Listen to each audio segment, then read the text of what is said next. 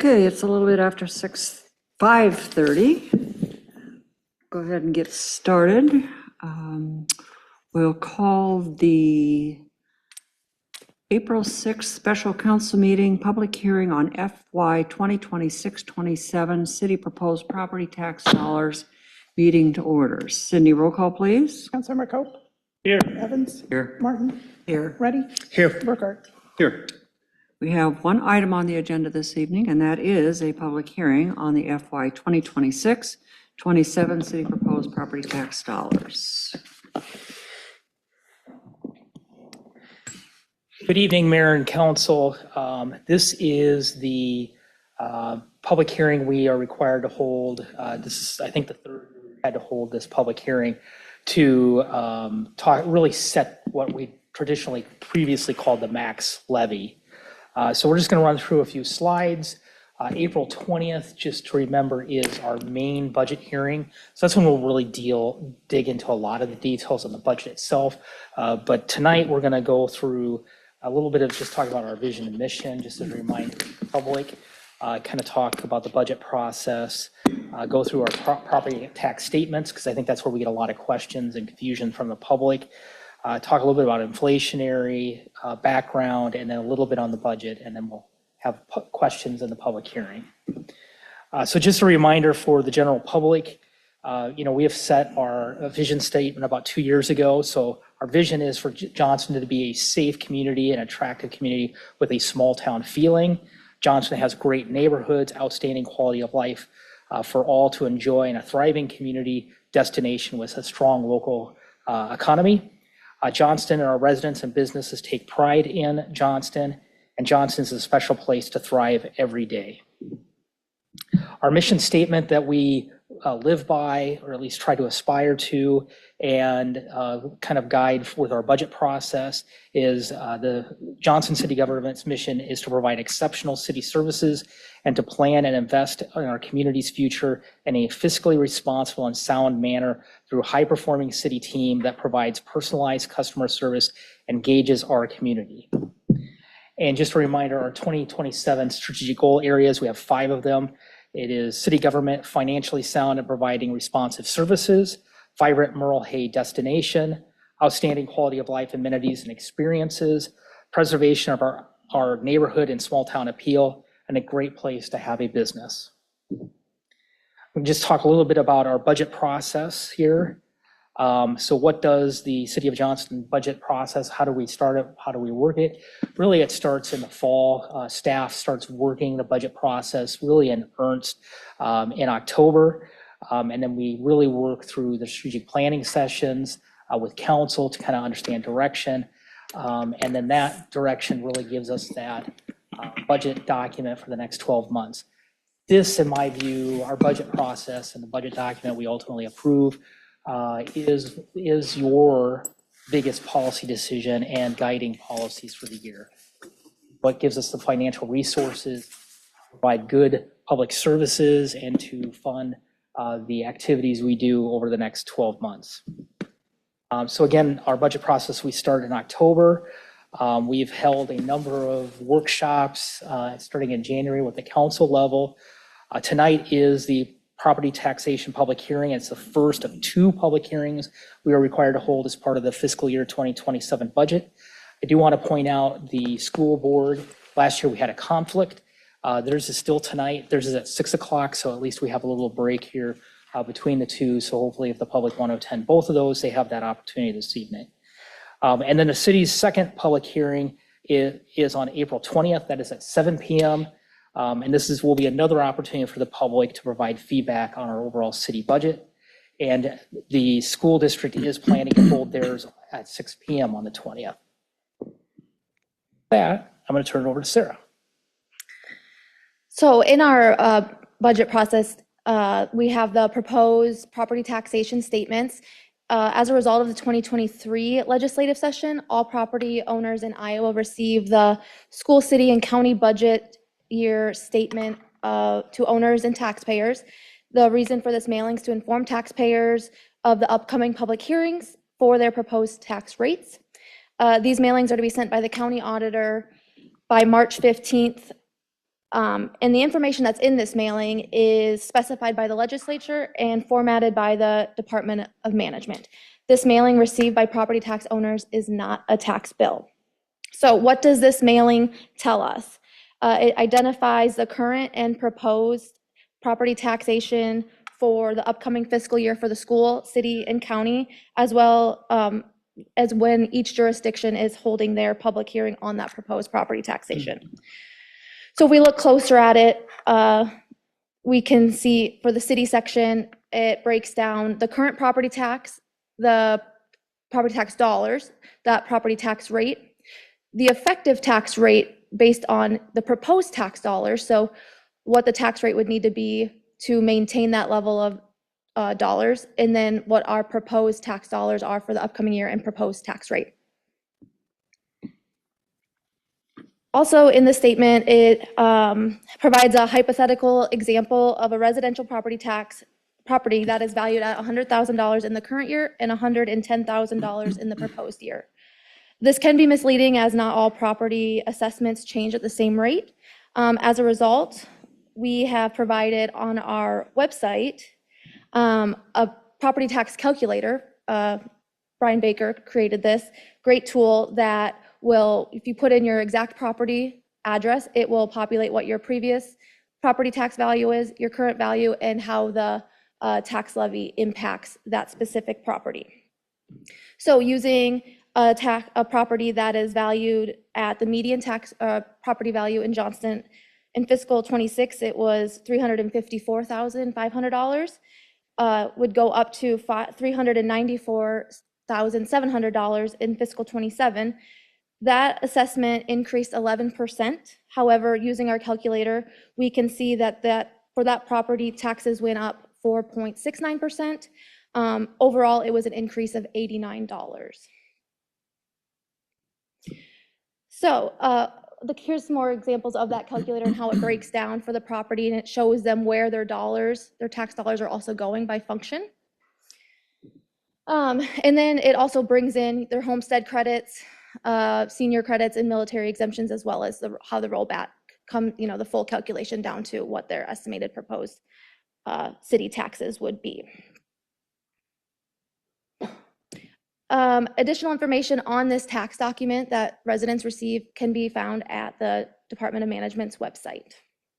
So, as with the fiscal 26 budget, when we prepared fiscal 27's budget, everything is costing more.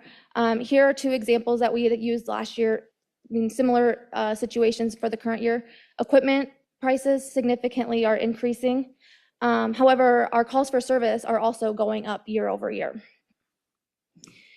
In the proposed budget, salaries and wages for our bargaining groups have a 3 to 4% increase. And then depending on the group, and then each bargaining group has a 4% step increase on their anniversary dates for those who are eligible. For our non-bargaining employees, we've budgeted 2.7% COLA based on the September 2025 Midwest CPI, and as well as a 3% merit increase. So, where do property taxes go?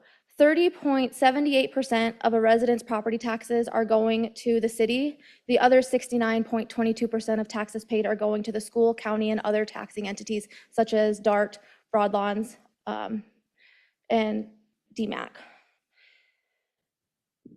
Here we have the historic tax rates for Johnston.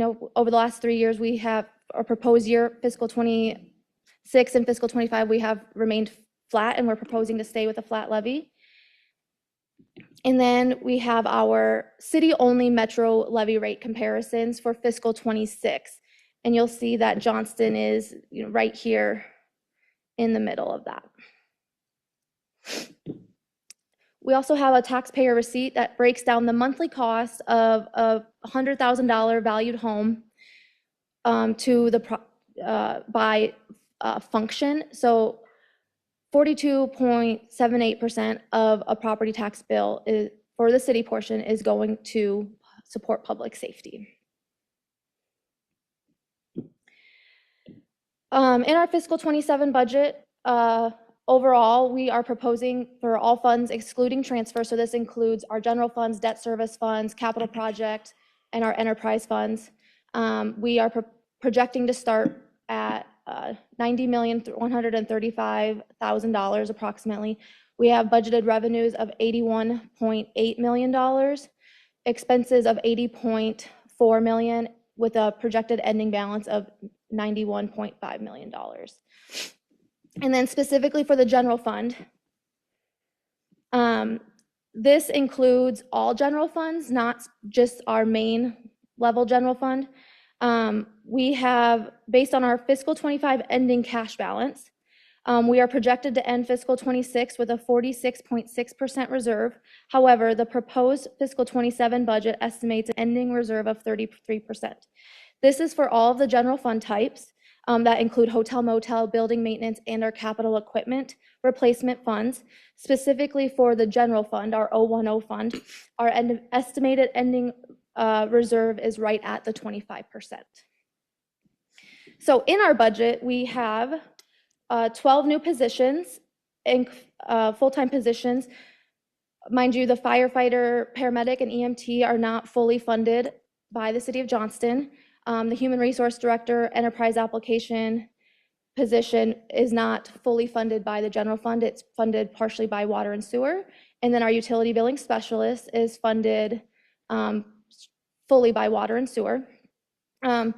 These 12 positions are in our upcoming budget, and we also have some seasonal maintenance budgeted for parks. So what is next? We have opened the public hearing, and those attending can make comments. We will then close the meeting and adjourn. We will not take any action on the budget tonight at this public hearing. So, And that's what's required by Iowa law. that is required by law, yes. Any questions? Does council have any questions?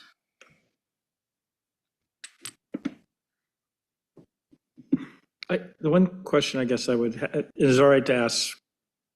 Okay, so I'm looking at the general fund overview, FY26 versus FY27, that our revenues are falling from 24.7 million down to 22.9 million. Yes. What is the cause for that? Great question.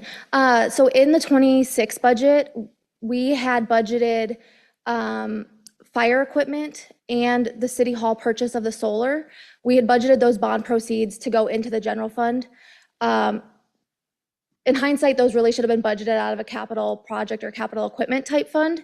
So there's no bond proceeds budgeted to go into the general fund this year. So that makes up about $930,000. The other difference is where we've ended up with the loss transfer from last year, 2.3 million, and lost transfers into the general fund. And I think this year we're working down to about 50,000. Okay, so Yes. that's part of that. That is a lot of it, yes. Yep. And then I even was telling Mike today, one big thing when we're putting those bond proceeds in the general fund, those are expenses that are also impacting the reserve calculation, when really those are expenses that probably shouldn't be impacting that Right, reserve because calculation. bond proceeds is, to me, is significantly, I Yes. don't really consider a bond proceed a revenue, right? Correct. And so that's always, I think, just kind of an unfortunate way that not, Yep. this is how the state kind of classifies that, right? Yes. So in this budget for fiscal 27, I've moved those bond proceeds on those types of purchases either to a capital equipment or a capital project type fund. Thank you. Other questions for Sarah? Sarah, just a couple of things. This presentation is very well done. It looks like on the